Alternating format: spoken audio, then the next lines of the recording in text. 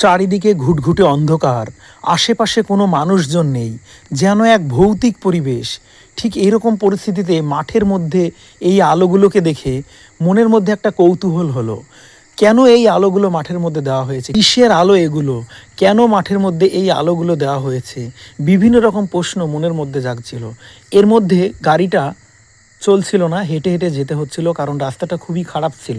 এরকম পরিস্থিতিতে যদি কোনো বিপদ হয়, কাউকেই আশেপাশে পাওয়া যাবে না। চারিদিকে যেন ঝোপঝাড় বিশিষ্ট এবং দুপাশেই খেজুর গাছে ভর্তি, অনেকটাই অন্ধকার একটা পরিবেশ।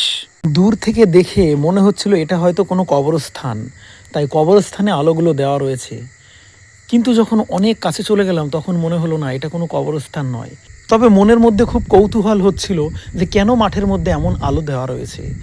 তবে খুব সম্ভবত গাঁদা ফুলের চারা মনে হচ্ছিল, কিন্তু গাঁদা ফুলের চারার চারপাশে কেন এইভাবে করে আলো দিয়ে রাখবে সেটা কিন্তু বুঝতে পারলাম না।